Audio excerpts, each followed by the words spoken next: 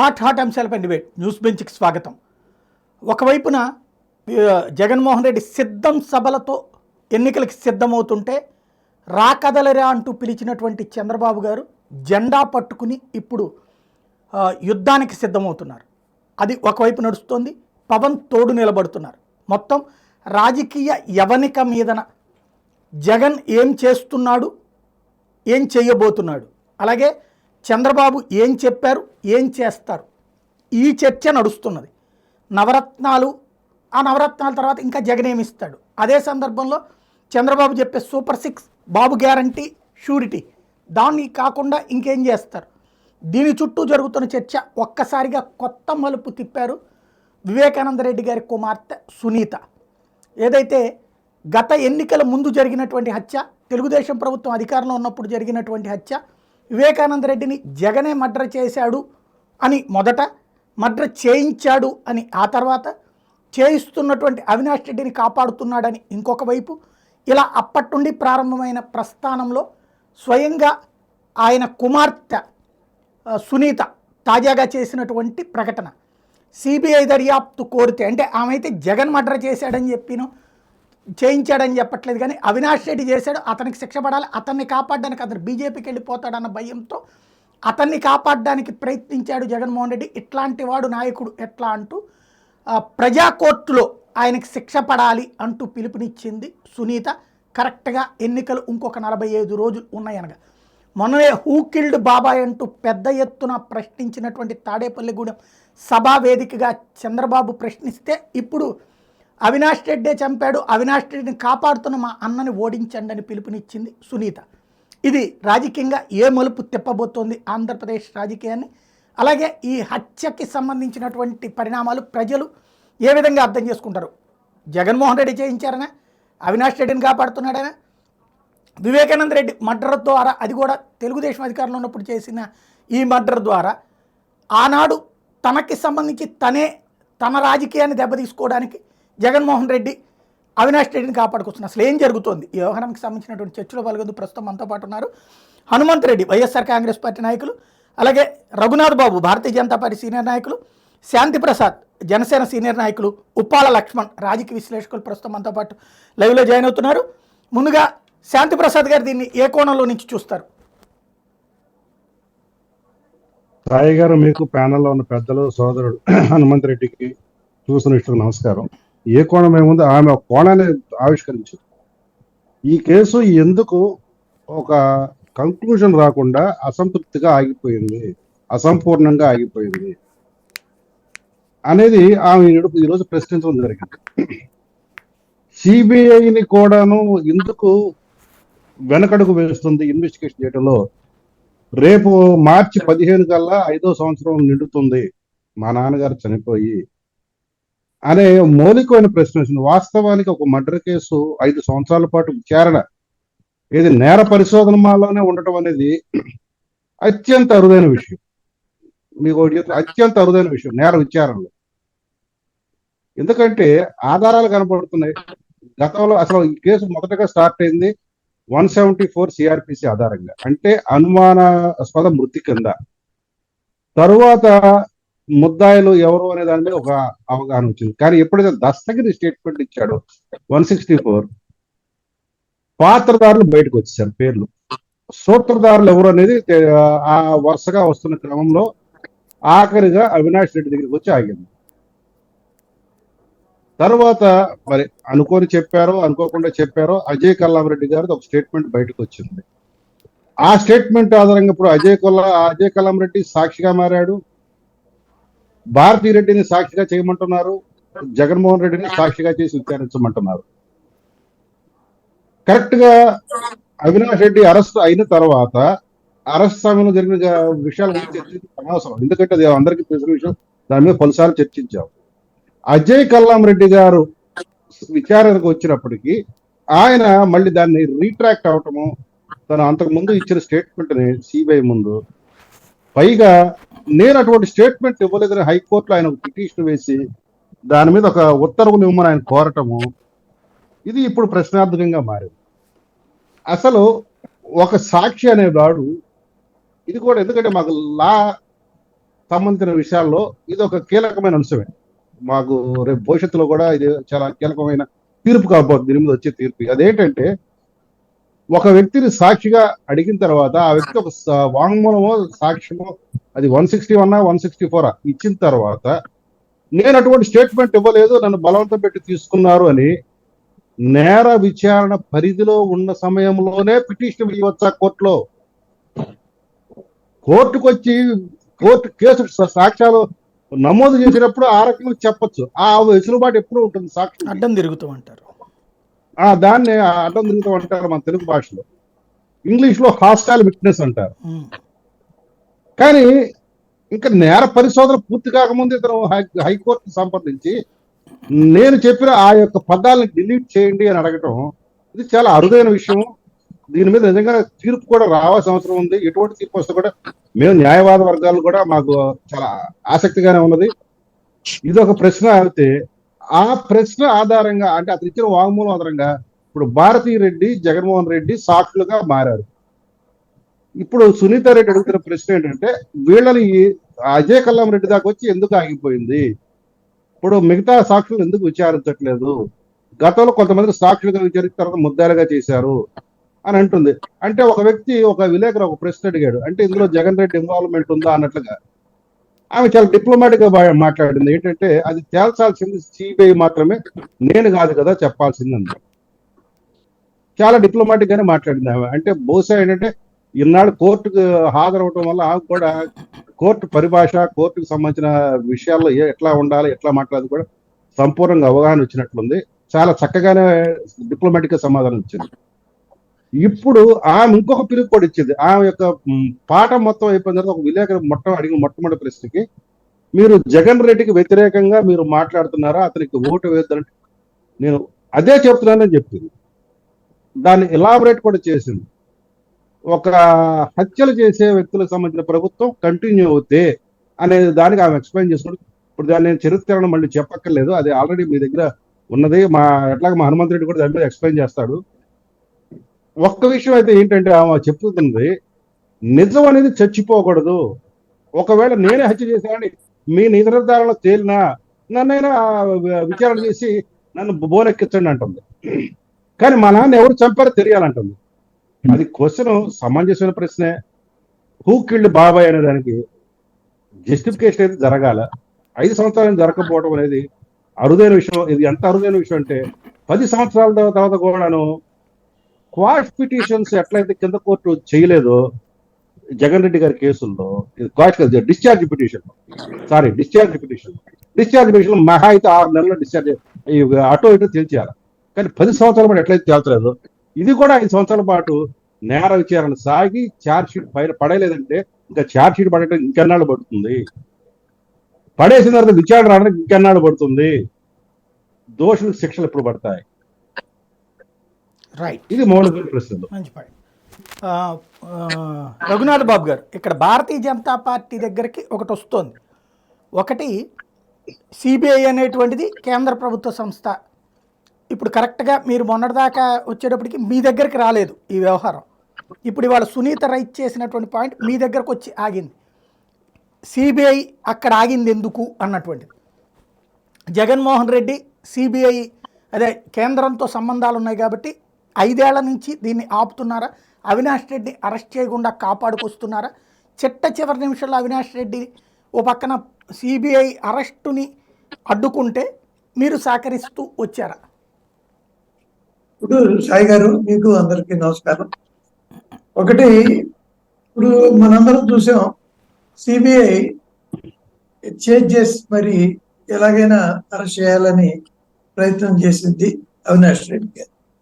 ఒకవేళ మేము ఏదైనా ఆ విచారణలో సిబిఐని మేము బెండ్ చేసి వాళ్ళని అనుకూలంగా చేయించేటట్టయితే ఇదంతా జరగదు కదా.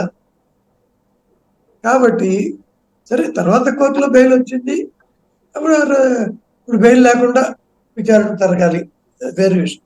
అంటే అరెస్ట్ విషయంలో బెయిల్ లేకుండా విచారణ జరుగుతుంది, అది ఓకే.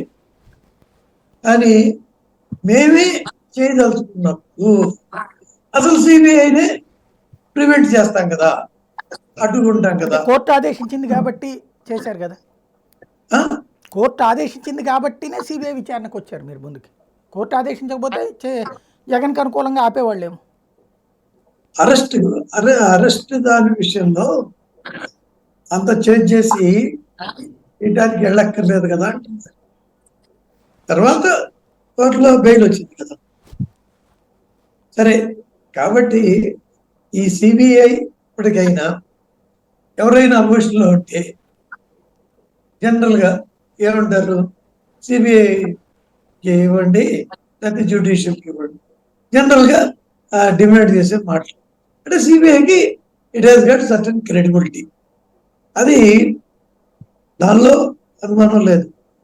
రాష్ట్ర ఏజెన్సీస్, ఇన్వెస్టిగేటింగ్ ఏజెన్సీస్ కొంత రాష్ట్ర ప్రభుత్వానికి అనుకూలంగా పోతుంటాయి కాబట్టి సిబిఐ అయితే కొంత జ్యుడిషియస్ ఉంటుంది. సరే, అటువంటి క్రెడిబిలిటీని ఇచ్చేయటం అనవసరం. మరి ఏదేమైనా ఒకవేళ ఆ రోజున అంటే ఈ కర్నూలులో జరిగిన ఆయన్ని ఆ గ్యాప్ అంటే between arrest and bail 2 days 1 day 2 days, ఆ 2 days కొంత రాష్ట్ర ప్రభుత్వం అప్పుడు ఐఎస్పి ఇది శాంతి భద్రతలో లేకపోతే నేను ప్రొటెక్షన్ ఇవ్వలేను అటువంటి ఉంటే అన్నారు. దాటి మీద ఆ ఎక్విజిషన్ మీద వైసీపీ రాష్ట్ర ప్రభుత్వం వైసీపీ ప్రతినిధి దానికి సమాధానం చెబుతారు. బట్ అసలు సిబిఐ ఎంక్వైరీ చేయట్లేదు. అంత బదులు హెల్ప్ చేయదలుచుకుంటే కేసు కూడా క్లోజ్ చేయమని ఇప్పుడు అచ్చగా మా చేతుల్లోనే ఉండి మేము చెప్పినట్టే జరిగేటట్టయితే ఏదో తొందరగా చేసి క్లోజ్ చేసి అని అనొచ్చు కదా. అదే అంటే జగన్ మీదన అట్లా జగన్ని మీ కంట్రోల్లో పెట్టుకోవడానికి కేసు ఏమైనా వాడుకున్నారు, లేకపోతే ఎన్ని జగన్ మీద కేసులు లేవా? అయితే అవి కూడా ఇప్పటిదాకా డిశ్చార్జ్ అవ్వలేదు కదా. అదే ఆ, అది కూడా ఆయన చూసుకుంటే అక్కడే కంట్రోల్లో కదా సమస్య. పెట్టుకోవడానికి అవినాష్ గారి అసలు అది అర్ధరహితం, అవే అనవసరమైన మాటలు. మాకెలాగూ ఫుల్ మెజారిటీ ఉంది. సరే, ఒకవేళ ఎవరన్నా వచ్చి మాకు సపోర్ట్ ఇస్తారంటే వద్దనే అంత అవసరం లేదు. కొన్ని రాజ్యసభలో దానిలో అంత తక్కువ ఉండవచ్చు. ఉన్నంత మాత్రాన ఎవరికో ఇదైపోయి అంటే వాళ్ళకి బెండ్ అయిపోయి వాళ్ళకి అనుకూలంగా చేస్తారు అనేది కరెక్ట్ కాదు. అలాగా చేసేటట్టయితే ఈ కేసు ఇప్పటికీ ఇంత దూరం కూడా రానిరు, సిబిఐని ఇంకా ముందే చేశారు. కాబట్టి మీరు అన్నట్టు కేసుగా ఉంచుతూ ఈయన్ని దాన్ని ఒక ఆయుధంలాగా ఉపయోగించుకుంటాన్ని ఇవన్నీ అంత అవసరాలు లేవండి. అది కరెక్ట్. రైట్. హనుమంత్ రెడ్డి గారు ఏమంటారు? సార్, ముందుగా మీకు ప్యానల్ ఉండే సభ్యులకి అందరికీ నమస్కారం సార్. ఇందాక శాంతి ప్రసాద్ అన్న గారు మాట్లాడుతూ అజయ్ కల్లం గారు చెప్పిన స్టేట్మెంట్ ను వెనక్కి తీసుకున్నారని చెప్తా ఉన్నారు. అజయ్ కల్లం గారు చెప్పింది ఏంటంటే, పేపర్ లో వచ్చిన స్టేట్మెంట్ నేను చూసిన తర్వాత నేను ఎక్కడా కూడా స్టేట్మెంట్ ఇవ్వలేదు, నేను ఎక్కడా సంతకం పెట్టలేదు. ఒక సిబిఐ అధికారి నన్ను వచ్చి క్వశ్చన్లు అడిగారు, నేను దానికి సమాధానం చెప్పాను. ఆ సమాధానాలు తప్పుగా రికార్డ్ చేశారని ఏదైతే పేపర్ లో వచ్చిందో అదంతా తప్పుడు సమాచారం. నేను ఎక్కడా సంతకం పెట్టలేదు, నేను చెప్పినట్టుగా చెప్తున్న వార్తలు అవన్నీ తప్పు అని కోర్టుకి వెళ్ళారు. కోర్టులో ఆ విషయం పెండింగ్ లో ఉంది. ఎందుకంటే ఇందాక శాంతి ప్రసాద్ గారు ఆయన స్టేట్మెంట్ ఇచ్చారు, ఇచ్చిన తర్వాత మళ్ళీ వెనక్కి తగ్గారు అనే విషయం చెప్పారు కాబట్టి ఆ విషయం క్లారిటీగా చెప్తున్నాను. ఇందాక సునీతమ్మ గారు ఏదైతే ఈరోజు చేస్తున్న ఆరోపణలలో గొడ్డలి కొనుక్కొని వచ్చి ఆ గొడ్డలితో నేనే ఏదైతే సీల్ వేసిన స్టాంప్ పేపర్ల కోసం వెతికాము, వివేకానంద రెడ్డి గారు ఏంటిరా వెతుకుతున్నారంటే స్టాంప్ పేపర్ల కోసం వెతుకుతామన్న తర్వాత అది వెతకద్దురా అని అంటే ఆ చేతి మీద నరికాను, నేనే నరికాను, గొడ్డలతో నేనే చంపానని చెప్పిన వ్యక్తికి థ్యాంక్స్ చెప్పింది. 4-5 రోజుల్లో అంటే దస్తగిరి గారికి థ్యాంక్స్ చెప్పిన సునీతమ్మ గారు, అంటే తండ్రిని చంపిన వ్యక్తికి థ్యాంక్స్ చెప్పింది. మళ్ళా 4-5 రోజుల్లోనే కేసు విచారణ అంతా పూర్తయ్యే మర్డర్ కేసును 5 సంవత్సరాలుగా ఉంది అని చెబుతున్న సునీతమ్మ గారు 4-5 రోజులు కాదు 3 నెలలుగా చంద్రబాబు నాయుడుకి ఆమె ఎవరైతే థ్యాంక్స్ చెప్పిందో అదే చంద్రబాబు నాయుడు గారు ఆ రోజు 3 నెలలుగా సీఎం గా ఉన్న చంద్రబాబు నాయుడు గారు ఈ రోజు ఆ 3 నెలలుగా ఏదైతే పెండింగ్ లో పెట్టి ఏ విధంగా చేశాడు ఏంటి అనే విషయం అది సునీతమ్మ గారికి తెలిసినా ఆమె ఏదైతే మాట్లాడిందో అదంతా చంద్రబాబు నాయుడు గారికి థ్యాంక్స్ చెప్పింది. అంటే ఎవరైతే ముద్దాయిలు ఉన్నారో వాళ్ళకు సహకరించిన వాళ్ళకందరికి థ్యాంక్స్ చెప్పింది. ఏదైతే 8 సంవత్సరాలుగా ఆమె ప్రశ్నించే ప్రశ్నలకు మాత్రమే సమాధానం చెప్తున్నా.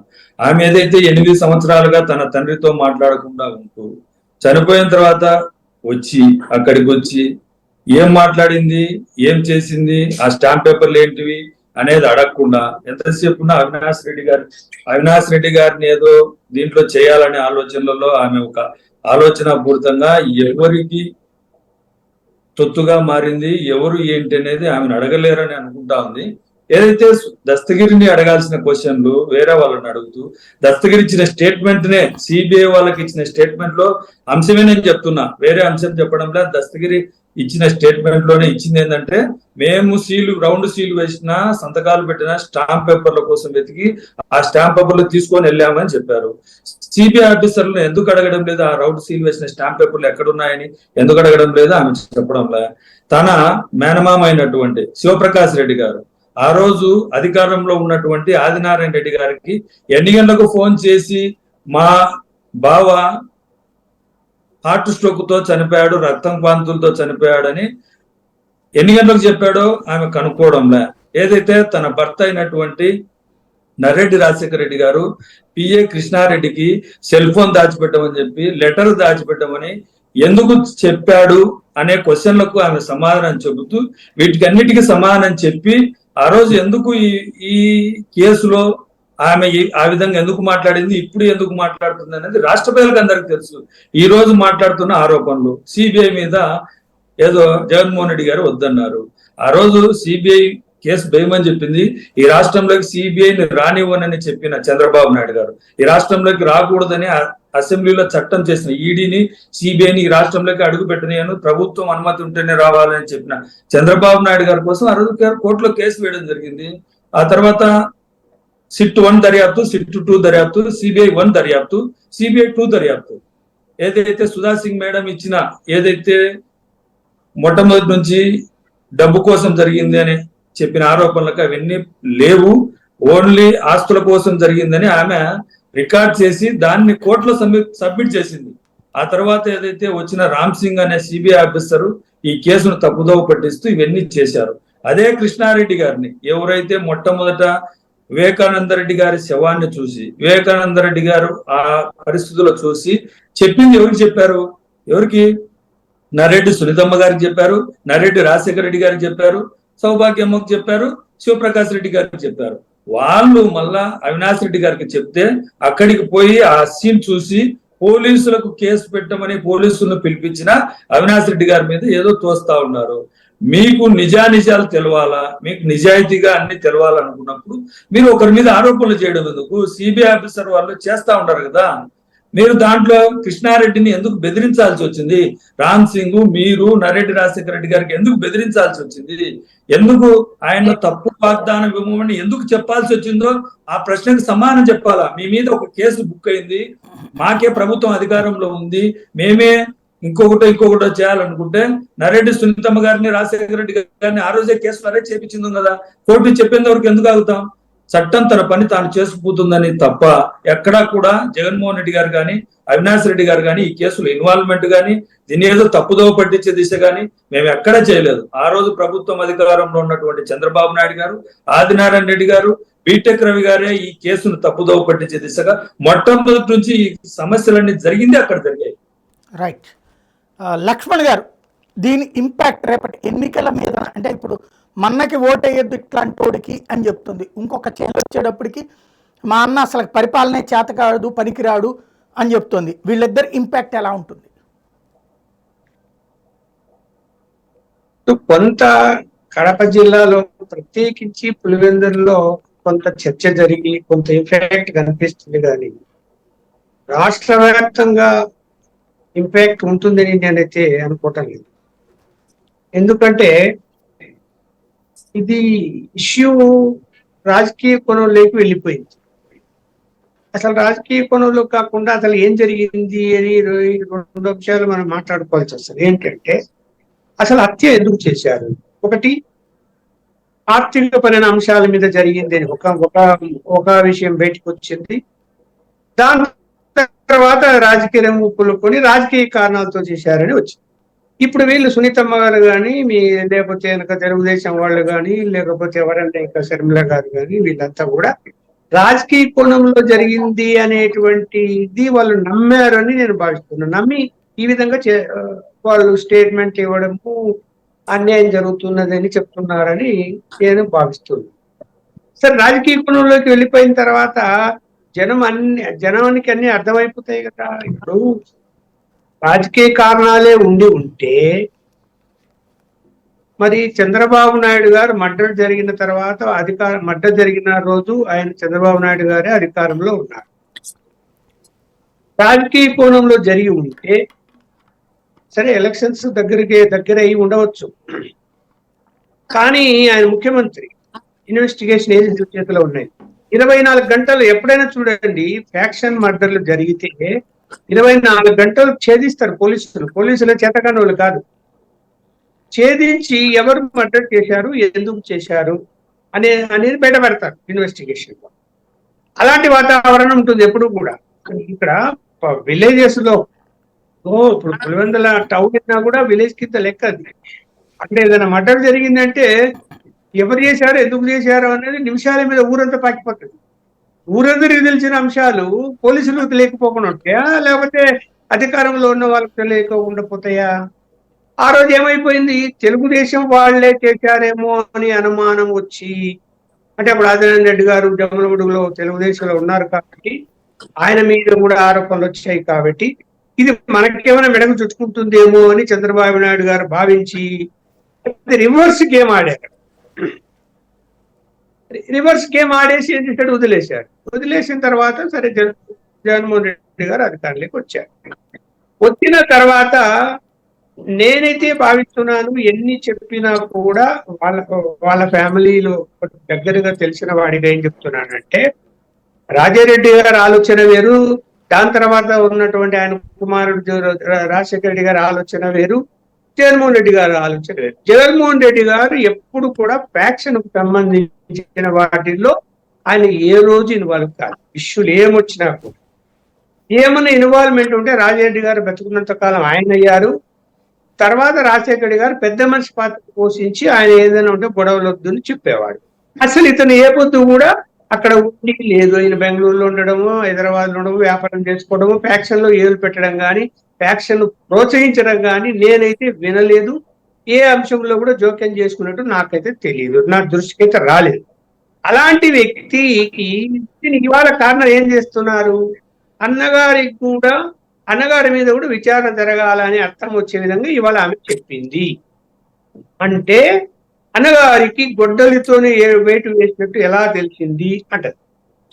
ఇక్కడ మర్డర్ జరిగిన తర్వాత చూసిన వాళ్ళు ఎవరైనా ఆ దెబ్బలు చూస్తే దేంతో కొట్టి ఉంటారని ఎవరికైనా అర్థమైంది.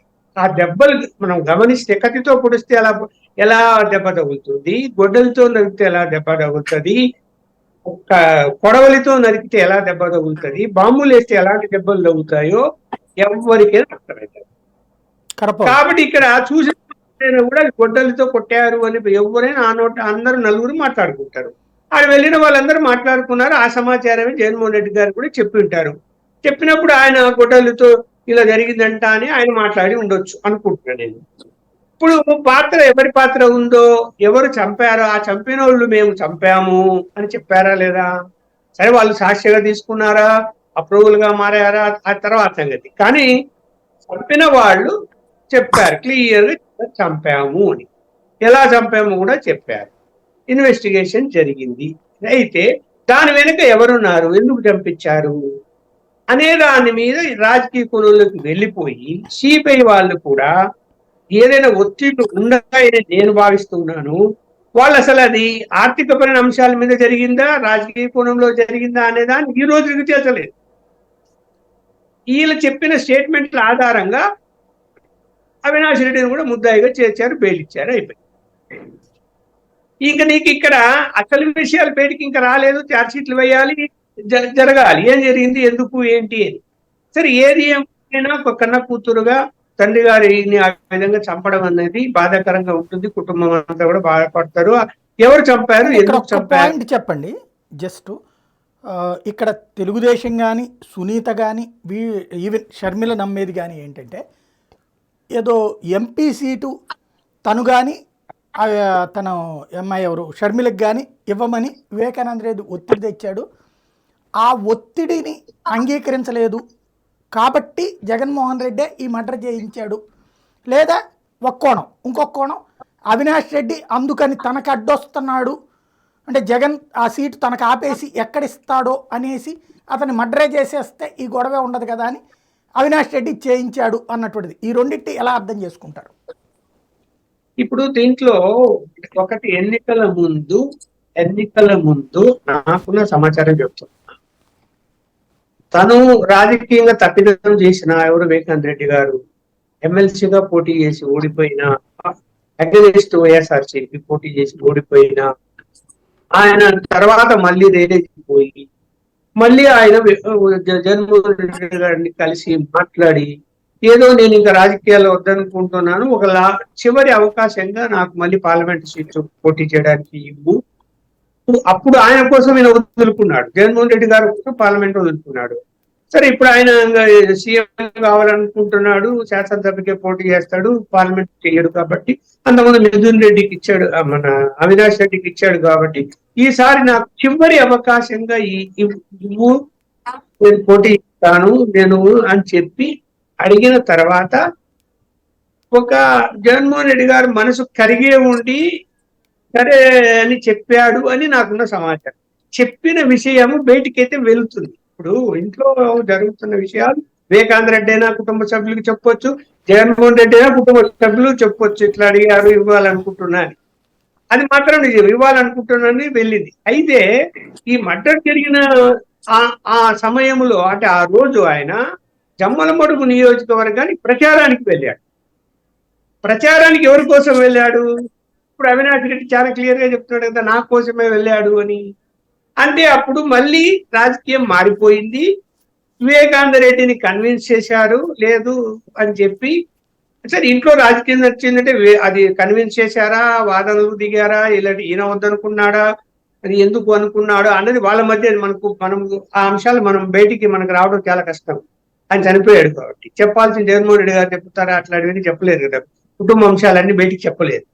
కాకపోతే ఆ రోజు ప్రచారానికి ఈయన అవినాష్ రెడ్డి కోసమే వెళ్ళాడు అన్నది, అది అక్కడ జమలమడు ప్రాంతంలో విచారించారు సిబిఐ వాళ్ళు అక్కడ అదే తేలిందని, ఈ అవినాష్ రెడ్డి అదే స్టేట్మెంట్ ఇచ్చాడు.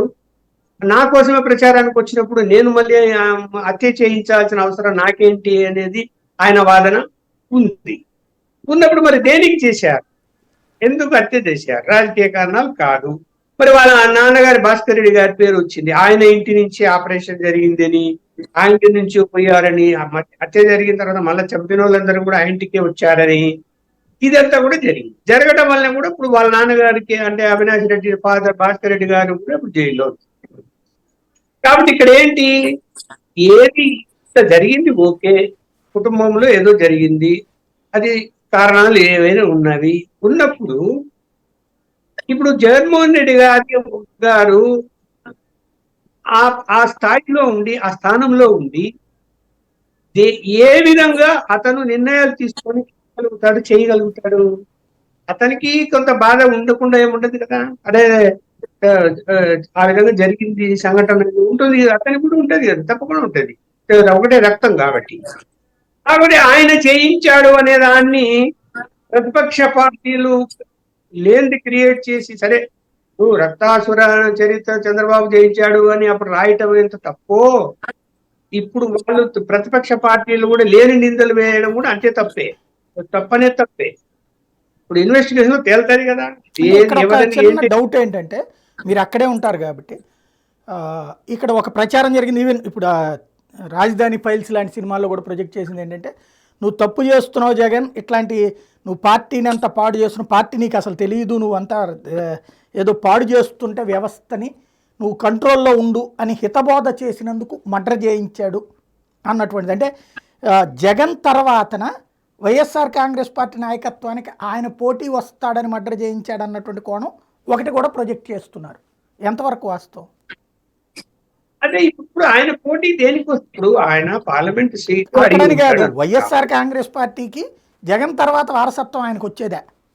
ఒకవేళ జగన్ని ఏదైనా కేసుల్లో పెడితే జైల్లో అరెస్ట్ చేస్తే అప్పుడు భార్యకి వాళ్ళకి కాకుండా తన చెల్లెల్ని పెడతాడు, లేకపోతే తను ముఖ్యమంత్రి అవుతాడు, లేకపోతే విజయమ్మను ముఖ్యమంత్రిని చేస్తాడు. అంటే విజయమ్మను ముఖ్యమంత్రి, షర్మిల ముఖ్యమంత్రి అవ్వాలి, లేకపోతే తను ముఖ్యమంత్రి అవ్వాలి. కానీ జగన్ అయితే తన భార్యని చేస్తాడు కాబట్టి అట్లా అంగీకరించలేదని చెప్పి ఈ మర్డర్ చేశారన్నట్టు ఇంకో ప్రచారం కూడా ప్రొజెక్ట్ అయింది. అప్పుడు ప్రచారం జరిగి ఉండొచ్చు, కానీ రాజకీయంగా జగన్మోహన్ రెడ్డి గారు ఓకే, రాజకీయ ఏదైనా కేసులకు సంబంధించి జగన్మోహన్ రెడ్డి గారికి ఇబ్బంది, జైలు పాలైతే పార్టీని ఎవరు క్యాప్చర్ చేయాలనేది ఇప్పుడు సహజంగా పార్టీని భారతి గారు టేక్ ఓవర్ చేయొచ్చు, లేకపోతే ఒకవేళ వాళ్ళ చెల్లెలు ఆమె ఇప్పుడు కాంగ్రెస్ పార్టీలో చేరకుండా అదే పార్టీలో ఉంటే ఆమె టేక్ ఓవర్ చేయొచ్చు అంటే నమ్ముతాను. కానీ ఈయన వయసు అయిపోయింది. ఈయన జగన్మోహన్ రెడ్డి గారికి చెప్పే పక్షాల ప్రకారము నేను ఇది లాస్ట్ ఛాన్స్ గా నాకు అవకాశం ఇవ్వు అని అడిగారన్నది నేను బాగా చాలా వాళ్ళ దగ్గర బంధువుల ద్వారా విన్న మాట ఇది. అతను రాజకీయంగా అడ్డొచ్చేసి జగన్మోహన్ రెడ్డి గారి పార్టీనే క్యాప్చర్ చేసేసుకుంటాడు అంటే ఎవరు? జగన్మోహన్ రెడ్డి గారు జైలుకి వెళ్తే ఆయన అడ్డొస్తాడు అని ఎవరు భావించాలా? జగన్మోహన్ రెడ్డి అంటే అడ్డు రావడం అంటే భారతీయని సీఎం చేయడానికి జగన్ సిద్ధంగా ఉంటే విజయమ్మను షర్మిలను చేసేటటువంటి టోటల్గా పార్టీని అలా నడిపిస్తాడు. జగన్ తర్వాత పార్టీని ఈయనే నడిపించి వాళ్ళ వైపు తీసుకెళ్తాడు, అది తెలిసి ముందుగానే చేయించాడు అన్నటువంటిది కదా ఇక్కడ పాయింట్. ఇప్పుడు మనం రాజకీయంగా ఆరోపణలు ఉన్నప్పుడు ఎన్నైనా ఇలా మాట్లాడచ్చు, కానీ అతను అంత కుట్ర చేసి పార్టీనే క్యాప్చర్ చేసుకునే అంత ఆలోచన పరుడు వివేకానంద రెడ్డి కాదు. ఎందుకంటే వివేకానంద రెడ్డితో సన్నిహిత సంబంధాలు ఉంటాయి. అనేక అంశాలు అప్పుడు ఆయన రిజైన్ చేయమన్నప్పుడు కూడా నా దగ్గర అన్ని ఇంట్లో ఏం జరిగింది కూడా చెప్పారు. అతనికి కుట్రలు కుతంత్రాలు అవన్నీ ఏమి తెలియవు. రాజకీయ కుట్రలు చేసే మనిషి కాదు, అంత ఓపెన్ గా ఉంటాడు. ఆయనకి అన్నమాట వాస్తవమేనా? ఆయన రెండో ఒక అమ్మాయిని పెళ్లి చేసుకున్నాడు, వాళ్ళకి ఒక అబ్బాయి పుట్టాడు అన్నది వాస్తవమేనా? అది ఇప్పుడు చూడు, వ్యక్తిగత జీవితాలని ఎవరికి ఎలాంటి సంబంధాలు ఉన్నాయని అనేది ఏం చెప్పగలుగుతాము? అతను తెలుసుద్ది కదా, కడపలో అంటే మీకు ఆ ఏరియాలోనే కదా. ఆయన ఆ అమ్మాయి ఇప్పుడు ఒక ముస్లిం మైనారిటీ ఆమెతో ఉన్న విషయము, సాంఘిక జీవనం గడుపుతున్నాడు అనే విషయం అది ఓపెన్ సీక్రెట్, ఎవరు పడి అందరికీ తెలుసు. అదేంటి క్రైమ్ తో లింక్ అయ్యి ఉన్నది అదే. సిబిఐకి సంబంధించి సుధా సింగ్ అనేటువంటి మొట్టమొదటి దర్యాప్తు చేసిన అధికారిని ఏం చెప్పిందంటే తన బిడ్డ అంటే తను మతం మారి పెళ్లి చేసుకున్నాడు ఒక అమ్మాయిని, ముస్లిం అమ్మాయిని, వాళ్ళిద్దరికి పుట్టిన బిడ్డే తమ వారసుడు అని చెప్తే అప్పటి నుంచి సునీత కుటుంబ సభ్యులు మాట్లాడట్లేదు. ఇతనికి ఫైనాన్షియల్గా ఒక ఫిక్స్ చేశారు, డబ్బులు కూడా చేతికి అందనీయకుండా.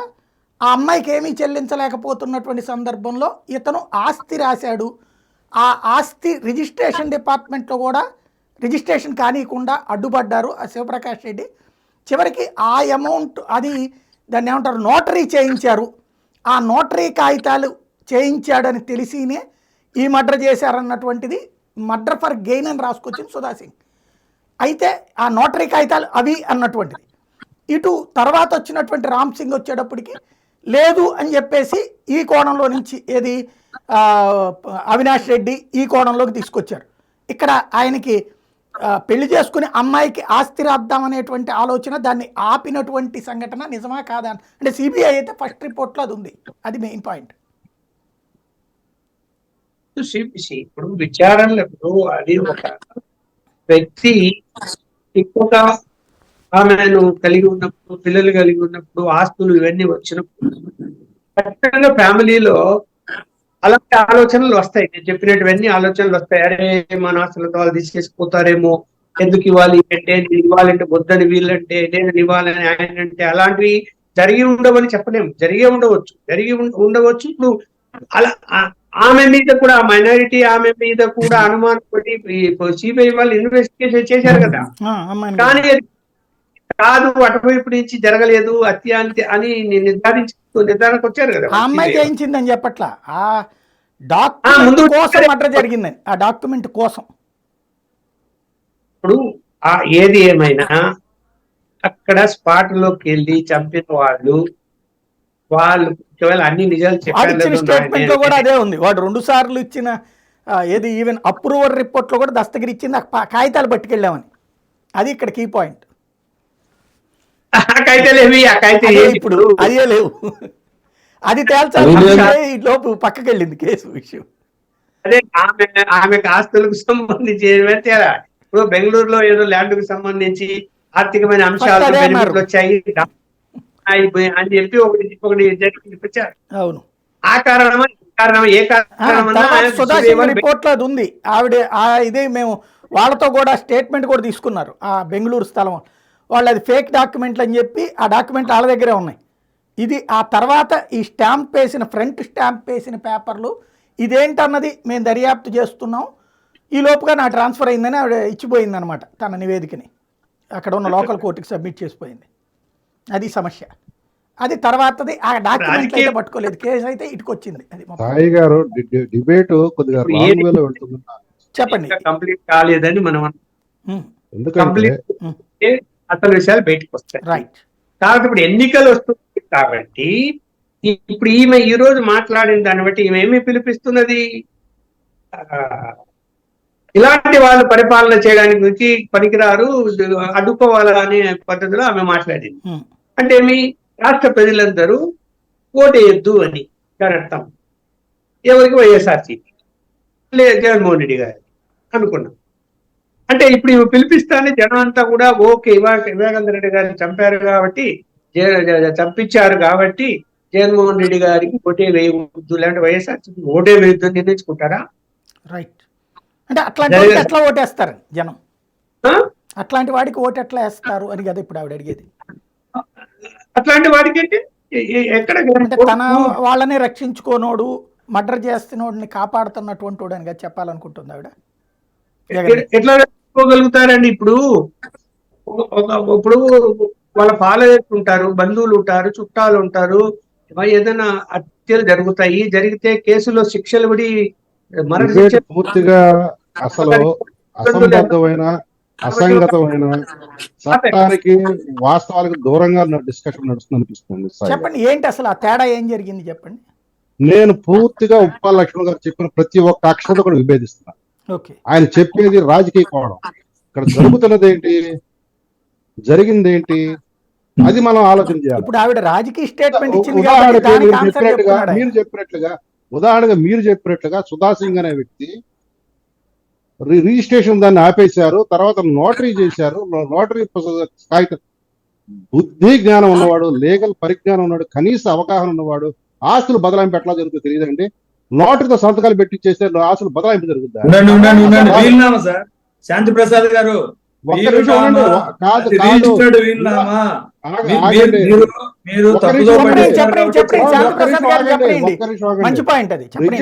రిజిస్టర్డ్ వీల్నామా అయితే అసలు బయటికే రాదు.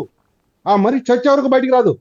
వినండి సార్, మీరు చెప్తారు కానీ ఆయన చెప్పడం కరెక్ట్. చెప్పండి సార్, నేను చట్టం గురించి కబుర్లు చెప్పట్లా.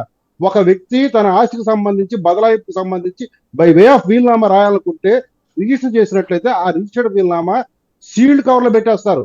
మళ్ళీ చనిపోయిన తర్వాత ఆ వ్యక్తికి సంబంధించిన సంబంధికులు వచ్చి అడిగినప్పుడు మాత్రమే దాన్ని ఓపెన్ చేయడం జరుగుతుంది. అంతే తప్ప రిజిస్టర్ వీల్నామా చేశాడని చెప్పేసి అందరికి పప్పు బెల్లలాగా రిజిస్టర్ వీల్నామా చేయలేదండి అక్కడ పాయింట్. మరి హనుమంత్ రెడ్డి ఏం మాట్లాడుతున్నాడు? ఒక్క నిమిషం హనుమంత్ రెడ్డి గారు అందుకనే చెప్తున్నా, ఇవన్నీ అసంబద్ధమైన సంగతులు కాదండి. వీల్నామానే రాశాడు. ఒక్క నిమిషం చెప్పండి శాంతి ప్రసాద్ గారు చెప్పండి కరెక్ట్ గా, మంచి పాయింట్. వీల్నామానే రాశాడు. ఎస్, రిజిస్ట్రేషన్ అవ్వట్లేదు కాబట్టి వీళ్ళు అడ్డం పడుతున్నారు, కాబట్టి తల్లి కూతురు అడ్డం పడుతున్నారు కాబట్టి వీల్నామానే రాశాడు. వీల్నామానే నోటరైజ్ చేయొచ్చు, తప్పలేదు. చెప్పేదేనండి. ఎందుకు పనికొస్తుంది? అది అతను చచ్చిన తర్వాత పనికొస్తుంది. హ్మ్. ఏది అది కూడా కోర్టులోకి వెళ్ళి దాని వ్యాలిడిటీ ప్రూవ్ చేసుకున్న తర్వాత పనికొస్తుంది. ఆటోమేటిక్ అది లైఫ్ లోకి రాదు. హ్మ్. దాన్ని డిస్ప్యూట్ చేసే వాళ్ళు ఉంటారు. ఆటోమేటిక్ మీరు ఏదైతే చెప్తారో ఆ తల్లి ఆ చెల్లి ఆ కూతురు ఖచ్చితంగా దాన్ని డిస్ప్యూట్ చేస్తారు. హ్మ్. కాబట్టి ఆ నోటరీ వచ్చి సాక్ష్యం చెప్తాడా? హ్మ్. కాబట్టి ఇదన్నీ అమ్మక్ కథలు. ఈ హ్మ్. సుధాసింగ్ ఆ రకంగా కోణంలో విచారణ చేసి అది వాస్తవం తెచ్చిందంటే సుధాసింగ్ చేసింది చాలా చాలా అసంగతమైన నేర పరిశోధన. ఇక Right. మంచి మిగతా point. విషయాలకు వస్తే ఎలా ఎలా చెప్తారు సార్ చెప్పండి శాంతి ప్రసాద్ హనుమంత్ రెడ్డి గారు? గారు, ఆయన చెప్పనియండి. చట్టం చెప్తుంది సార్. నేనేం కాదు చెప్పేది. రేపు కోర్టులోకి వెళ్తే మాడు పగిలిపోతాయి. ఆ సుధాసింగ్ ఎవరికి కోర్టులోకి మాట వెళ్తే మాట పగిలిపోతుందో చెప్తే అందరికి మాడు చెప్పనియండి సార్, పగిలిపోతాయి. హనుమంత్ రెడ్డి గారు ఆయన మాట్లాడనివ్వండి. మాట్లాడాక మీరు సుధాసింగ్ సమాధానం గారు చెప్పండి. ఇదే మాటలు కోర్టులోకి వచ్చి చెప్తే సాక్ష్యంగా మాడు పగిలిపోద్దాంకి రైట్. ఏ పబ్లిక్ ప్రాసిక్యూటర్ యాక్సెప్ట్ చేయడాన్ని. రైట్. అటువంటి దిక్కుమాల సాక్ష్యాలను ఎవడో యాక్సెప్ట్ చేయడు. అది లీగల్ గా టెనబుల్ కాదు, ప్రాక్టికల్ గా అసలు వాస్తవాలే కాదు అవి. ఇకపోతే మా మనోడు హనుమంత్ రెడ్డి కొన్ని విషయాలు చెప్పాడు, దాని మీద మాట్లాడు. చెప్పండి. ఎందుకంటే అతను టెక్నికల్ గానే మాట్లాడాడు కాబట్టి. పేపర్ లో వచ్చిన వార్తలు బేస్ చేసుకుని నేను ఆ రకంగా చెప్పలేదని అజయ్ కల్లం పేపర్ లో వార్తలు వస్తే ఏంటి, ఏది వస్తే చస్తే మీకు ఏంటి, దాని మీద హైకోర్టుకి వెళ్ళాల్సిన అవసరం ఏంటి అసలు మీకు? అజయ్ కల్లంకి హైకోర్టుకి వెళ్ళాల్సిన అవసరం ఏంటి? అది నాకు అర్థం కాలే. చెప్పండి హనుమంత్ రెడ్డి గారు, ఆయన చెప్పండి. ఆయన అయ్యాక ఆన్సర్ చేద్దాం. నేర విచారణ అధికారికి వాంగ్మూలం ఇచ్చింది వాస్తవం కాదనుకుంటే దానికి ఒక పద్ధతి ఉంది. లేదు ఇప్పుడు మా హనుమంత్ రెడ్డి థియరీ ప్రకారంగా అక్కడిచ్చిన వాంగ్మూలానికి పేపర్లో వస్తున్న కథనాలకి భిన్నంగా ఉంది, ఆ పేపర్ కథనాలు ఇది జరగదండి, ప్రాక్టికల్ గా జరగదండి. కాబట్టి మేము కూడా లీగల్ గా అదే చెప్పాం కదా, ఏం తీర్పు వస్తుందని వెయిట్ చేస్తున్నామని. తర్వాత తండ్రికి చెప్పే కృతజ్ఞతలు చెప్పిన సునీతారెడ్డి అన్నాడు. తండ్రికి చెప్తే కృతజ్ఞతలు చెప్పడం అనేది ఇది చాలా ఆక్పడు పదం. ఆమె ఏం చెప్పింది తెలుసా మీకు? వాస్తవాలు చెప్తాను. ఈ కేసు జరిగినవి మర్డర్ జరిగింది 15/3/2019. ఇది అయితే డిస్ప్యూట్ లేదు కదా. సిబిఐ ఎప్పుడు ఇన్వెస్టిగేషన్ టేకప్ చేసింది? 11/3/2020. ఇది డిస్ప్యూట్ లేదు కదా. సిబిఐ ఎప్పుడు ఎఫ్ఐఆర్ రిజిస్ట్రేషన్ ఈ కేసులో? 9/7/20. ఇది డిస్ప్యూట్ లేదు కదా. ఫస్ట్ ఛార్జ్ షీట్ ఎప్పుడు పడేసింది? 26/10/21. దస్తగిరి ఎప్పుడు హాస్టల్ అయ్యాడు, అదే అప్రూవర్ గా మారాడు? సెప్టెంబర్ నెల 2021. సెప్టెంబర్ నెల 2021. ఇది గుర్తుపెట్టుకోండి. అప్పటి రామ్ వరకు సింగ్ వచ్చాక ఎవరైనా కానీ, ఎవరి ఇన్వెస్టిగేషన్ అయినా కానండి, ఒకవేళ ఆ ఇన్వెస్టిగేషన్ తప్పైతే తప్పు అనే కోర్టులో తెలుద్ది. అది ఒప్పైతే ఒప్పొద్దు, తప్పైతే తప్పవుద్ది. కోర్టు నిర్ణయిస్తుంది దాని గురించి. కానీ ఎప్పుడైతే 164 వచ్చిందో, 164 వచ్చిన తర్వాతే కదా పాత్రదారులు సూత్రధారులు ఎవరైనా వచ్చింది. ఇప్పుడు ఎక్కడ ముడిపడిందంటే సూత్రధారుల దగ్గర ముడిపడింది. పాత్రదారుల యొక్క నలుగురు అనేది విశ్లేషణ అయిపోయింది, వాళ్ళ పాత్ర బయటకు వచ్చేసింది. కానీ సూత్రధారుల దగ్గర ఇక్కడ ఆగిపోయింది. ఈ సూత్రధారులో అల్టిమేట్ సూత్రధారు ఎవడు అంటే 120B క్రిమినల్ కాన్స్పిరసీకి సంబంధించిన అంశము ఇప్పుడు గుదగుచ్చబడాలి. అది చేస్తే తప్ప ఈ కేసు సస్టైన్ అవ్వదు. కేవలం 9 ముద్దాల మీద మాత్రం కేసు సస్టైన్ అవుతుంది. మిగతా 9 ముద్దాల మీద కేసు సస్టైన్ అవుతుంది. ఇప్పటి వరకు 8 ముద్దాలు వచ్చారు కాబట్టి ఈ 8 ముద్దాల్లో కూడా ఇతను ఎవరో దస్తగిరి అనేవాడు అప్రూవర్ గా మారాడు కాబట్టి 7 ముద్దాలుగానే టెక్నికల్ గా పరిగణించాలి. ఇప్పుడు ఏం జరగబోతుంది? ఆ పచ్చ మీడియా ఇప్పుడు హనుమంత్ రెడ్డి అన్నట్టుగా ఆ పచ్చ మీడియా ఏం చేసింది? అజయ్ కల్లాంను విచారించాలి, తర్వాత భారతీరెడ్డిని విచారించాలి, జగన్మోహన్ రెడ్డి కూడా విచారించాలి అని చెప్పి చెబుతున్నారు. వాళ్ళైతే ఇంకొద్దిగా అడుగు ముందుకేసి భారతీరెడ్డి జగన్ రెడ్డి కూడా హంతకులే అన్నట్టుగా వాళ్ళు ప్రచారం చేశారు. అది రాజకీయ కోణం. దాన్ని నేను ఇప్పుడు మాట్లాడదలుచుకోవాలి. కానీ అది చేయాల్సింది ఏంటి? సిబిఐ ఇప్పుడు ఈ అమ్మాయి సునీత ప్రశ్నిస్తున్నట్టు ఆ వివరాలు బయటకు వచ్చిన తర్వాత సిబిఐ ఇన్వెస్టిగేషన్ ఎందుకు ఆగిపోయింది? అక్కడ నుంచి ఎందుకు ముందుకు కదలట్లేదు? అది కదా అప్పుడు ఆమె వేసిన ప్రశ్న. అది కదా విచారణ చేయమంటుంది. ఇది వాస్తవాలు. ఈ వాస్తవాలను మరుగుపడుతున్నారు. ఇప్పుడు ఆ వివేకానంద రెడ్డికి అక్రమ సంబంధం అంటండి, మనకి ఎందుకండి? ఎవరి వ్యక్తిగత జీవితాలు ఏముంటే మనకి ఎందుకండి? ఇప్పుడు మా కూడా ఫోటో చూపిస్తున్నాడు లైవ్ లో. సిబిఐ ప్రస్తావించింది అదే, ఆ కారణంగానే మర్డర్ ఫర్ గెయిన్ జరిగిందని ప్రస్తావించింది మొదటి ఛార్జ్. నాకు అర్థం కాదు ఏంటంటే రౌండ్ వేసిన సీలు, స్టాంప్ పేపర్లు, అసలు వీలునామాకి స్టాంప్ పేపర్ తోనే పని లేదు. మీకు తెలుసో తెలియదు. సార్ శాంతి ప్రసాద్ గారు నోటరైజ్డ్ రెండు డిఫరెంట్ వెర్షన్లు మాట్లాడతారు. మీరు అర్థం చేసుకుని ఒక లాయర్ తో సంప్రదించండి. ఎందుకంటే మీ వైసీపీ లీగల్ టీమ్ తో నేను ఈ విషయం మీద లోతుగానే చర్చించాను. నేను మీకు ఇంకో విషయం కూడా చెప్తాను కావాలి డిబేట్ లో. అసలు వీలునామా రాయడానికి స్టాంప్ పేపర్ తో పని లేదు, వైట్ పేపర్ మీద రాసేయచ్చు. కానీ దానికి ఉండాల్సింది ఎవరంటే 2 సాక్షులు ఉండాలా. అది మా సమక్షంలో జరిగింది ఆ ట్రాన్సాక్షన్. ఒక దస్తూరుదారుడు ఉండాలా. ఆ వీలునామా కానీ వివాదాస్పదం అయితే వాళ్ళు కోర్టులోకి వచ్చి సాక్ష్యం చెప్పాలి. అది మా ముందే మాకు చెప్పి రాశారు, అతనే రాస్తే అతను చెప్తే ఇతను రాశాడు అనేది. నోటరీ చేస్తారు, ఎందుకంటే by way of abundant cost కొంతమంది నోటరీ చేస్తారు రిజిస్ట్రేషన్ చేయించుకోకుండా. అది ఒక పద్ధతి. అది అయినప్పటికీ అది డిస్ప్యూటెడ్ వీలునామా అవుతుంది తప్ప అప్రూవ్డ్ వీలునామా అవ్వదు. అది లీగల్ గా ఉన్న అంశం. ఇక ఇప్పుడు పోతే నేను ఇప్పుడు ఒక విషయం చెప్తాను. అంటే ఇది సినిమాల్లో జరిగే హైపోథెటికల్ ఇన్సిడెంట్స్ మన అందరికీ తెలుసు. ఒక కేసు విచారణ జరుగుతుండగా కోర్టులో ఏదో మళ్ళీ కొత్త సాక్షులు బయటకు వచ్చినప్పటికీ ఈ వ్యక్తి మీద కేసు కొట్టేసి ఆ వ్యక్తి మీద కేసు ఫైల్ చేయండి అని కోర్టు వారు ఆదేశించి అతని ముద్దాయిగా పరిగణించి అతను అరెస్ట్ చేయండి అంటారు. అటువంటి సీన్లు నిజ జీవితాల్లో జరగవు. నిజంగా జగన్ రెడ్డి కేసును నిజంగా మాఫప్ చేయాలనుకుంటే తాను అధికారంలో రాగానే ఆ ఆదినారాయణ రెడ్డినో, ఆ బీటెక్ రవినో, ఆ చంద్రబాబు నాయుడునో ముద్దాలుగా పెట్టేసి ఒక ఛార్జ్ షీట్ పడేసినట్టయితే ఈ కేసు ఎప్పుడో ముగిసిపోయేది. అతను ఎందుకు చేయలేదు ఏంటో మనకు అనవసరం, అది రాజకీయ చర్చ అవుతుంది. కానీ ఎప్పుడైతే అది కొనసాగి ఈ స్టేజ్ దాకా వచ్చి భారతీ రెడ్డి, జగన్ రెడ్డి అనేది ఎవరి ద్వారా బయటకు వచ్చింది? అజయ్ కల్లాం రెడ్డి. ఆ దాని కదా ఇప్పుడు విచారించమంటుంది. ఎందుకు అక్కడ రాగానే విచారణ ఆగిపోయిందని ప్రశ్నిస్తుంది. ఇది కదా ఇప్పుడు మనకి కావాలి. మాట్లాడొచ్చా సార్ శాంతి ప్రసాద్ గారు? మాట్లాడు, తప్పులేదు. ఇది మనం చెప్పండి.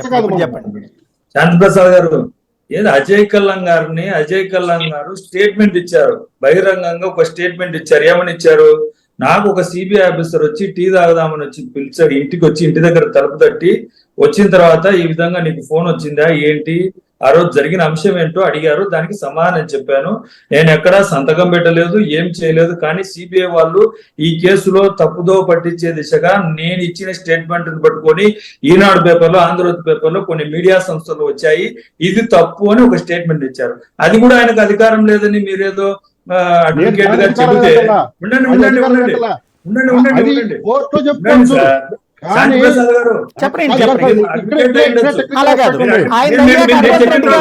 మీరు మాట్లాడితే అర్థమవుతుంది శాంతి ప్రసాద్ గారు. రికార్డ్ చేసిన టేప్ రికార్డ్ వెర్షన్ కోర్టులో ప్రవేశపెట్టారని చెప్తున్నారు. వినండి సార్ శాంతి ప్రసాద్ గారు, ఇవన్నీ మీలాంటి వాళ్ళు విని ఎలా ప్రజలను తప్పుదో పట్టించే దిశగా ఏదైతే మాట్లాడుతున్నారో ఇవన్నీ తప్పు అని ఆయన చెప్పగలిగింది చెప్పాడు. అది కూడా చెప్పకూడదు అంటే అక్కడ ఆయన శాంతి ప్రసాద్ గారు చెప్పినట్టు టేప్ రికార్డు సాక్ష్యం అన్నటువంటిది లేదా సబ్మిట్ చేశారని చెప్తున్నారు. అజయ్ కల్లాం గారు స్వయంగా ఆయన చెప్పడం జరిగింది. నా దగ్గరకు వచ్చి అడిగిన అంశము నేను చెప్పిన అంశం వేరు, వాళ్ళు ఏదైతే రాసుకున్నారో అదంతా తప్పు, నేను ఎక్కడ సంతకం కూడా పెట్టలేదని ఆయన బహిరంగంగా విలేకరుల సమావేశం చెప్పడం వేరు. ఆయన మాట్లాడింది కోర్టులో టేప్ రికార్డ్ ఏమైనా సబ్మిట్ చేశారా? టేప్ ఏమన్నా చేశారని అయితే నేనేమంటానంటే ఇప్పుడు ఒకటి దాంట్లో రెండు రకాలు ఉంటది. ఒకటి 164 స్టేట్మెంట్ తన ఇష్టపూర్వకంగా ఇవ్వడం, రెండవది ఏంటంటే నిందితుడి సాక్షి అనేటువంటి వాళ్ళు రెండు రకాల సాక్ష్యాలు, ఒకటి ఇవ్వడం, రెండోది టెక్నికల్ 161 లో సంతకాలు ఉంటాయి. ఎవరైతే మ్యాజిస్ట్రేట్ ముందు జరిగితే సంతకాలు కూడా పెడతారు. ఇది 161 చూపించారు అక్కడ. అయితే ఒక్క మాట అజయ్ కల్లాంకు కూడా చెప్పకుండా రికార్డు చేసి ఉండొచ్చు కదా సిబిఐ.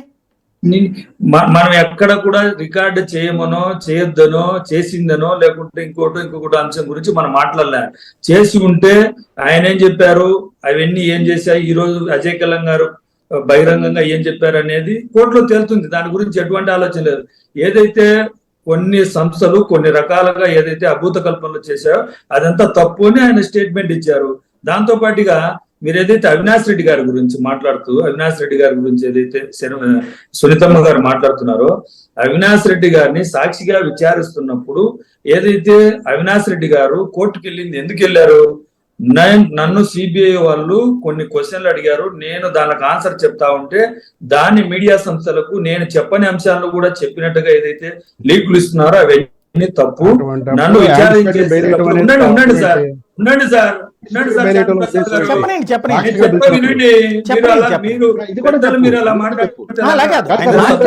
మాట్లాడితే అర్థమవుతుంది. ఇద్దరు క్రాస్ టాక్ అయితే అర్థం కాదు. ఒకసారి చెప్పనండి ఆయన ఆ రోజు కోర్టుకు వెళ్ళింది, కోర్టులో జడ్జి దగ్గరికి కేసు వేసింది. ఎందుకు వేశారంటే నన్ను విచారణ చేసేటప్పుడు, సాక్షిగా విచారణ చేసేటప్పుడు నా యొక్క వాయిస్, వీడియో, ఆడియో రికార్డ్ చేయండి, దాన్ని కోర్టు ముందు మీ దగ్గర సాక్షిగా ఉంటుంది కదా, అలా కాకుండా బయటకు వస్తున్న ఏదైతే ఈనాడు పేపర్లో, ఆంధ్రజ్యోతి పేపర్లో కొన్ని సంస్థలు వస్తున్నవన్నీ అబద్ధాలు అని చెప్పడానికి కోర్టుకు వెళ్ళారు. కోర్టులో జడ్జి గారు ఏమడిగారు, అయ్యా మీకేమన్నా భయం ఉందంటే నాకు ఎటువంటి భయం లేదు, సిబిఐ వాళ్ళని అడగండి, వాళ్ళు అరెస్ట్ చేయాలనుకుంటా అంటే సిబిఐ వాళ్ళు మేము అరెస్ట్ చేసి విచారించాలా అని అడిగారు. అప్పుడు మీకేంటి అని అడిగితే కోర్టు బెయిల్ అడిగింది, కోర్టుకు బెయిల్ అడిగారు అవినాష్ రెడ్డి గారు. అంతే తప్ప ముందే మేము ఎక్కడ కోర్టులో బెయిల్ వేయలేదు. మేము అడిగింది వీడియో రికార్డ్ చేసి మేము ఇచ్చే స్టేట్మెంట్ ను, అవినాష్ రెడ్డి గారు ఇచ్చే స్టేట్మెంట్ ను వీడియో రికార్డ్ చేయమని అడిగాము. మేము ఎక్కడ పారిపోవాలనో, ఈ కేసులో నుంచి పారిపోవాలని వైఎస్ఆర్ కాంగ్రెస్ పార్టీ కానీ ఎక్కడ కోరుకోవడంలా. మేము కోరుకున్నా, అవినాష్ రెడ్డి గారు కోరుకున్నా, జగన్మోహన్ రెడ్డి గారు కోరుకున్నా, మేము కూడా ఈ కేసులో ఎవరైతే తప్పు చేశారో వాళ్ళకి శిక్ష పడాలనే కోరుకుంటా ఉన్నాం. ఏదైతే కొన్ని సంస్థలు కొన్ని రకాలుగా ఏదైతే ఈరోజు సునీతమ్మ గారు ఆరోపణలు చేస్తా ఉన్నారో, సునీతమ్మ గారు ఆరోపణలు చేసే ప్రతి అంశం వెనక తన భర్త, తన మేనమామ ఆ రోజు జరిగిన మొట్టమొదట వాళ్ళకు తెలిసిన తర్వాత ఎందుకు సైడ్ ట్రాక్ పంపించాలని అనుకున్నారు. ఆదినారాయణ రెడ్డి గారు తన అపోజిషన్ లో ఉన్నటువంటి తెలుగుదేశం పార్టీలో మంత్రిగా పనిచేస్తున్న ఆదినారాయణ రెడ్డి గారికి ఎందుకు హార్ట్ స్ట్రోక్ అని చెప్పారు. అదే అంశం అవినాష్ రెడ్డి గారికి ఎందుకు చెప్పారు. ఏదైతే అక్కడ చూసినా, ఆ ఫోటోలు చూసినా, ఆ ఇంట్లో జరిగిన అంశం అంతా చూస్తే వాళ్ళకి మొట్టమొదట వాళ్ళకి ఫోన్లు పోయాయి. ఫోన్లు పోయిన తర్వాత ఆ ఫోటోలు చూశారు. ఆ ఫోటోలు చూసిన తర్వాత పోలీసులకు ఇన్ఫార్మ్ చేయకుండా, పోలీసులను అక్కడికి వెళ్లకుండా ఎందుకు అడ్డుకున్నారు, ఎందుకు ఆ విషయం ముందుగానే ఎందుకు చెప్పలేదనే అంశం తన భర్త ఫోన్ దాచిపెట్టమని చెప్పాడు. ఎందుకు దాచిపెట్టాల్సి వచ్చింది, లెటర్ ఎందుకు దాచిపెట్టాల్సి వచ్చింది, ఇవన్నీ తన భర్తను, తన మేనమామను అడిగితే తెలుస్తుంది. అలాగే కృష్ణారెడ్డి, పిఏ కృష్ణారెడ్డి గారిని ఎందుకు బెదిరించాల్సి వచ్చింది. ఆ బెదిరించే క్రమంలో కృష్ణారెడ్డిని కొట్టనీకి పోతా ఉంటే రాజశేఖర్ అంటే నరెడ్డి రాజశేఖర్ రెడ్డి గారు ఆపుతా ఉంటే, రాజశేఖర్ రాజా నువ్వు ఆపొద్దు, వాడు కృష్ణారెడ్డి గారు బయటకు వచ్చి చెప్తే నువ్వే జైలుకు పోవాల్సి వస్తుందని ఎందుకు అనాల్సి వచ్చింది. స్టేట్మెంట్ కదా, కృష్ణారెడ్డి వేసిన కేసు కదా అది. కృష్ణారెడ్డి గారు వేరే వైపుకి వెళ్ళిపోతున్నాం. ఒక్కటి ఫైనల్ గా మా సోదరుడు హనుమంత్ రెడ్డికి ఒక మౌలికమైన ప్రశ్న వస్తాయి, ఎందుకంటే నాకు లాయర్ నేను అడుగుతున్నా సార్, వినండి, వినేసి ఒక్కసారి చెప్పండి మీరు. ఇది నువ్వే చెప్పాలి, ఎందుకంటే ఇంకెవరు చెప్పాలి, ఎందుకంటే ఈ ప్యానల్ నువ్వు ఒక్కడే ఉంది. ఇప్పుడు జగన్ రెడ్డి గారు ఆ రోజు లేట్ గా వచ్చారా అది పొలిటికల్ గా మాట్లాడతాం అనవసరం. అయితే ఒక విషయం అయితే ఆయన మాట్లాడింది ఏంటంటే, మా బాబాయిని పలానా వ్యక్తులు గొడ్డ చెప్పారు, ఇట్లా కొంతమంది వ్యక్తులు ఇట్లా పట్టుకొని ఇట్లా దెబ్బలేసారని ఆయన స్పష్టంగా చెప్పాడు. వాస్తవానికి ఆ రకంగా చంపినట్లుగా అప్పటిగా తర్వాత కూడా ఎవరు చెప్పలేదు. మొట్టమొదటిగా ఆ డిస్క్రిప్షన్ ఇచ్చింది జగన్మోహన్ రెడ్డి. తర్వాత వాస్తవాలు బయటకు ఎప్పుడు వచ్చింది తెలుసా, వాంగ్మూలం వచ్చిన తర్వాత మాత్రమే. దస్తగిరి వాంగ్మూలానికి జగన్ రెడ్డి స్టేట్మెంట్ మధ్యలో ఇది హత్య జరిగిన వెంటనే ఎందుకు ఆ జగన్ రెడ్డి గారికి నాలెడ్జ్ వచ్చింది, మరి ఆ నాలెడ్జ్ వచ్చింది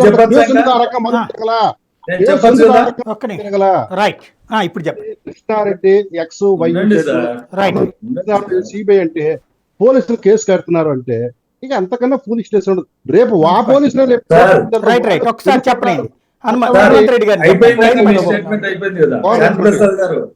శాంతిప్రసాద్ గారు వినండి. ఆ రోజు నేను సునీతమ్మ గారి ఇద్దరిని నేనే కార్ దగ్గర నుంచి వివేకానంద రెడ్డి గారి యొక్క డెడ్ బాడీ దగ్గరికి నేనే తీసుకెళ్లాను. అప్పుడు నేను సునీతమ్మ గారు ఇద్దరం ప్రత్యక్షంగా చూశాము. చూసిన తర్వాత తల మీద కొట్టిన దెబ్బలు, ఆ చేతులు నరికిన విధానము, కింద అతని మర్మాంగాల మీద పడిన దెబ్బలు, అవన్నీ పరిశీలంగా నేను సునీతమ్మ గారు ఇద్దరమే ప్రత్యక్షంగా చూసాం. నేనే తీసుకెళ్లాను అక్కడికి డెడ్ బాడీ దగ్గరికి. నేను ఉన్నాను కాబట్టి ఆ విషయం చెప్తాను ఏ విధంగా జరిగింది. ఉండండి సార్ శాంతిప్రసాద్ గారు, మీకు వచ్చిన డౌట్ ఏదైతే ఈనాడు పేపర్లో, ఆంధ్రజ్యోతి పేపర్లో ఏదైతే ఆరోపణలు చేస్తున్నారో అవన్నీ చెప్తా ఉన్నారు. ఆ దెబ్బలను చూసి ఏదైతే ఆ డాక్టర్లు చెప్పడం జరిగింది గొడ్డలతో నరికారని చెప్పినది. అయితే మొట్టమొదట ఈ కేసును ఏదైతే రక్తపు వాంతులు చేసుకున్నారు, ఈ విధంగా చేశారు, ఈ విధంగా జరిగిందని తన సొంత బంధువులే చెప్పారు ఆ విషయం. ఎవరు చెప్పారు? శివప్రకాష్ రెడ్డి గారు చెప్పారు రక్తపాంతులు చేసుకున్నారనేది. సొంత నరేటి రాజశేఖర రెడ్డి గారు చెప్పారు రక్తపాంతులు చేసుకున్నారని. అది కాదు, ఈ విధంగా జరిగి ఉంటుంది. ఈ విధంగా ఏదైతే అక్కడ ఉన్న వాళ్ళు చెప్పిన అంశాన్ని పట్టుకొని జగన్మోహన్ రెడ్డి గారు చెప్పింటారు కదా తప్ప దస్తగిరి చెప్పినది లేకుంటే మీరు చెప్పే అంశాన్ని బట్టి తెలుగుదేశం పార్టీ వాళ్ళు అనుకుంటున్న అంశాన్ని బట్టి మీరు ఉండండి సార్.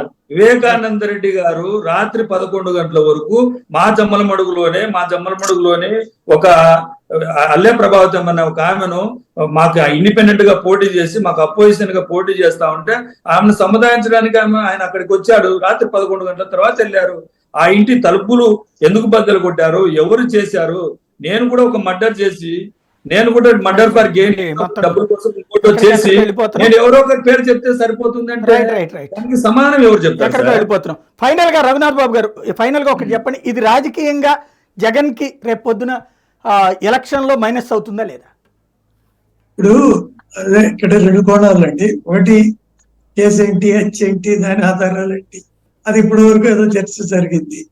ఆమె అక్కడ ఢిల్లీలో ఈ రాజకీయ కోణం కూడా ఉంది, ఇది అన్నకి ఓటు వేయొద్దు అనేది కూడా ఉంది. ఇక్కడ నేను ఒకటి 2 విషయాలు చెప్తాను. ఏంటంటే వివేకానంద రెడ్డి గారు ఈయన వైసీపీ జగన్ వైసీపీ పార్టీ పెట్టుకున్నాక, అంటే బిఫోర్ 2014 ఆ టైంలో ఆయన కాంగ్రెస్ లో ఆయన మంత్రిగా చేశారు, ఈయన ఎంపీగా ఉండేవారు. సరే, తర్వాత ఈయన వైసీపీలో కూడా ఎంపీ అయ్యారు అనుకోండి బై ఎలక్షన్. తర్వాత అప్పటికి 2014లో ఈయన అవినాష్ రెడ్డి గారు ఆల్రెడీ ఎంపీ, ఆయన గెలిచారు. అంటే అప్పటికి వివేక గారు ఇటు చాలా 14 తర్వాత వచ్చారు. తర్వాత ఎమ్మెల్సీకి అవకాశం ఇచ్చారు జగన్ గారు, కానీ అదేదో ఓడిపోయారు తీసి. ఇది ఇప్పుడు అన్నకు ఓటు వేయదు అని అంటే నాకేం, ఇది మా పార్టీ వ్యవహారం కాదు, వాళ్ళు ఎవరికి ఓటు వేసుకున్నా అది మాకు సంబంధం లేదు. కానీ ఇప్పుడు ఈమె సునీత గారు, ఈమె ఒకవేళ షర్మిలకి పోటీ చేస్తే కుటుంబమే కదా, కుటుంబ సభ్యురాలే కదా, షర్మిలకి ఏమని క్లియర్ గా చెప్తారా, టీడీపీకి ఏమని చెప్తారా? షర్మిల టీడీపీలో పోటీ చేసే అవకాశం లేదు, ఎందుకంటే ఆమె కాంగ్రెస్ లో ఆల్రెడీ ప్రెసిడెంట్ గా. కాబట్టి ఆమె ఓటు వేయద్దు అన్నప్పుడు అది కూడా కొంత క్లారిటీ ఇస్తే బాగుంటుంది. ఏది ఏమైనా ఇది ఈ టైంలో, ఎలక్షన్ టైంలో ఓటు వేయద్దు అని పెట్టేది డెఫినెట్ గా రాజకీయ కోణం. Right, thank you very much అండి. హనుమంత్ రెడ్డి గారు, శాంతి ప్రసాద్ గారు, రఘునాథ్ బాబు గారు, ఉపలక్ష్మణ్ గారు. ఇది పరిస్థితి. మొత్తం మీద సునీతతో సంచలనం సృష్టించి తన అన్నని ఓడించమని పిలుపునిచ్చింది. మరి ప్రజలు దీన్ని ఎలా చూస్తారు? హత్య వెనకాల రాజకీయ కోణం చూస్తారా, లేకపోతే హత్యని వాడుకుంటున్నారని చూస్తారా? ఇది రాబోయే రోజుల్లో తేలాల్సిన అంశం.